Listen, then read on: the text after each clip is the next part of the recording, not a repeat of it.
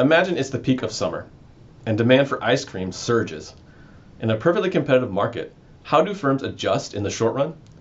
Prices will rise as demand increases, signaling firms to ramp up production. But with fixed resources, there's only so much that they can do.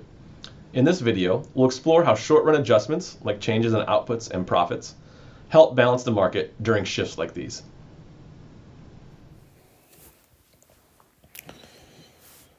All right, what we want to do here is understand the short-run adjustments from one short-run equilibrium to another short-run equilibrium when we have a demand increase. Okay, so something's going on in the market for corn that's going to increase the demand for corn. All right, so we want to start from a short-run equilibrium where we have zero economic profits. So that means we need the price to be equal to marginal cost, to be equal to average cost, so we have zero economic profits. So our first price, we're going to start from this P1, like so, right there. We need that for zero economic profits. And so to make this work, we need to have our supply curve over here clear at that market price of P1. All right, so let's finish out. Over here, we'll have QM1 for that first market quantity as a whole, in terms of thousands of bushels of corn in the corn market. For that corn farmer, we will have QI1, where QI is meaning for individual farmer I.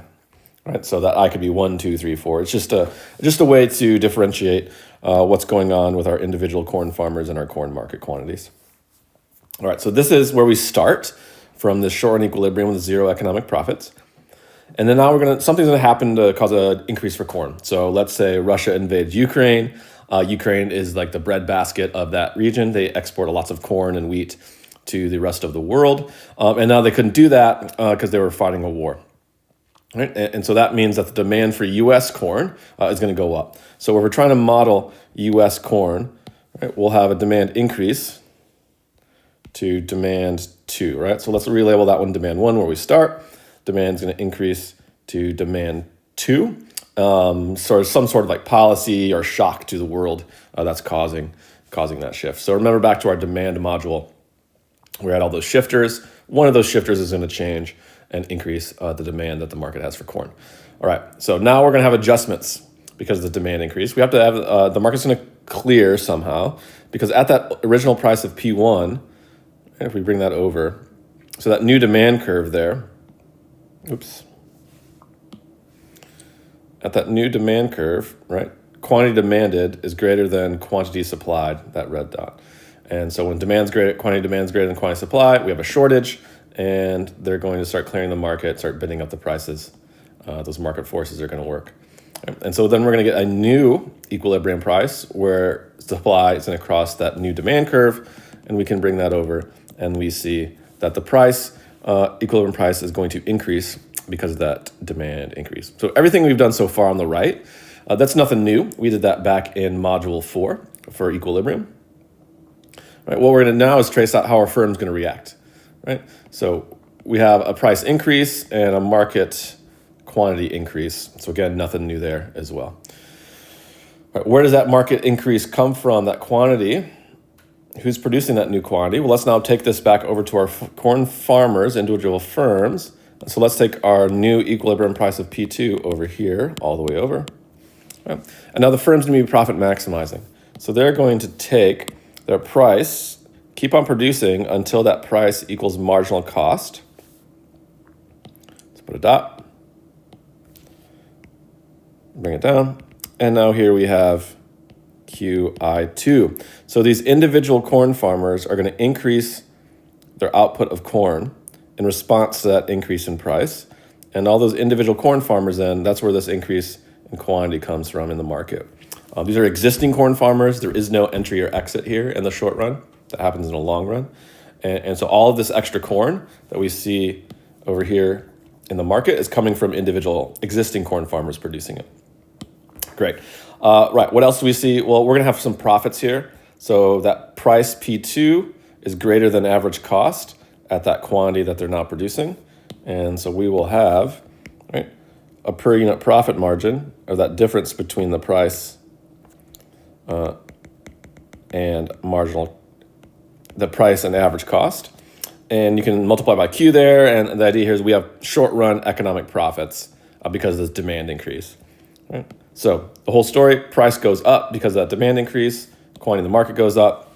That increased price causes individual firms to increase their quantity, and those individual corn farmers, existing corn farmers, are going to have short run economic profits because of that demand increase.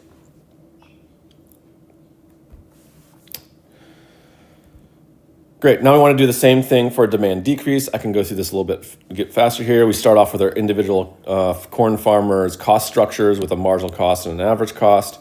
We have our demand for corn over here. We want to start in a short run equilibrium with zero economic profits. And so we'll have QI1, and we'll have our market price has to be this level here to give us zero economic profits, where price is equal to marginal cost equals to average cost, right at that minimum average cost point. All right, that means we need our short run supply to go right through that dot. All right, so we're starting here at a short run equilibrium. Now something's going on. The demand for corn goes down. Corn's unhealthy or something, right? And so now people want to consume less corn. And so we have a decrease in the demand for corn that's going to shift it that way. So we'll go from D1 to D2. Now, at that original equilibrium price of P1, quantity demanded is less than quantity supplied, so we're going to have a surplus there. And anytime there's a surplus, market forces want to get rid of that surplus, start driving the price down. So the new equilibrium price then will be where supply crosses the new demand curve, D2. That'll give us our new P2. Price goes down because of demand decrease.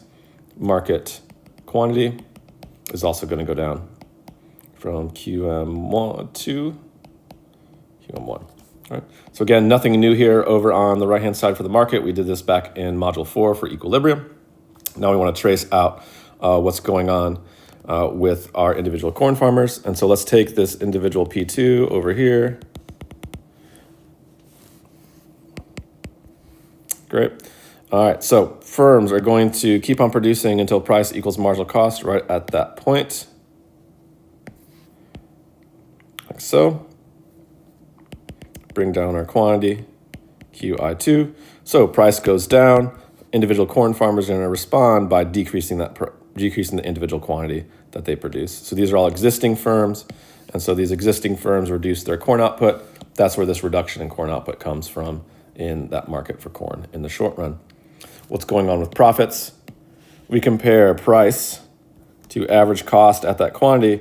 Oh, look, that's negative. That's bad. And so this is going to be an economic loss, right? So we have economic losses here in the short run for these existing corn farmers because of that price reduction. Okay. And so they're stuck in here, so they're going to have to eat those losses because we can't have any entry or exit in the short run equilibrium. Right, so this is a short run adjustment. Next, I'll talk about long run equilibriums and how we're going to adjust from some sort of short run equilibrium just to get back to a long run.